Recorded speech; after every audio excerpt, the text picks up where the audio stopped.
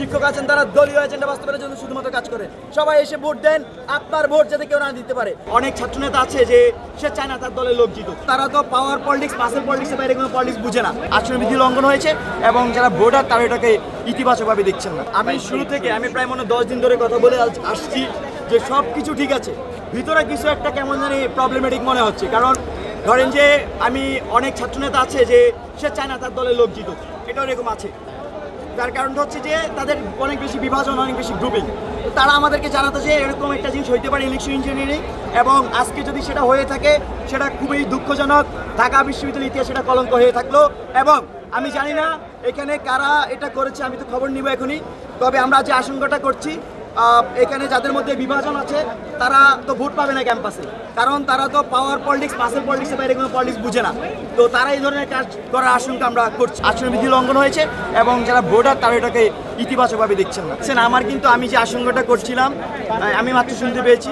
আমি আজকে প্রায় 15 দিন ধরে এটা বলে আসছি সব ভিডিওতে, 10 থেকে 15 দিন, যেরকম কিছু হতে পারে নির্বাচনকে কেন্দ্র করে, এবং যাদের প্রশাসনিক সেট আপ আছে তারা এই ধরনের কার্যক্রমে লিপ্ত হতে পারে।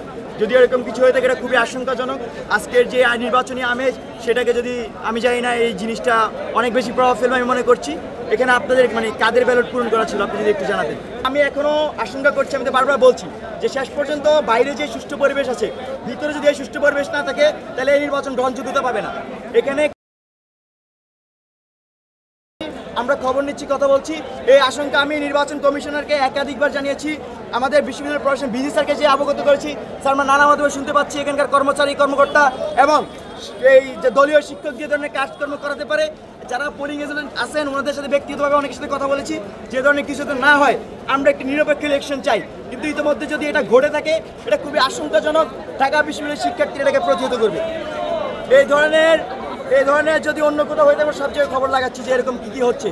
এখানে অনেক কর্মচারী, কর্মকর্তা আছেন, শিক্ষক আছেন তারা দলীয় এজেন্ডা বাস্তবায়নের জন্য শুধুমাত্র কাজ করেন।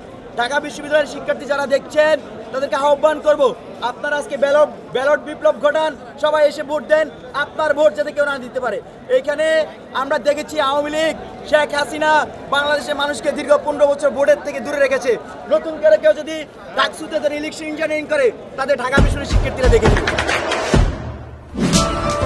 দেশে দেশে সবার সাথে দ্য নিউজ।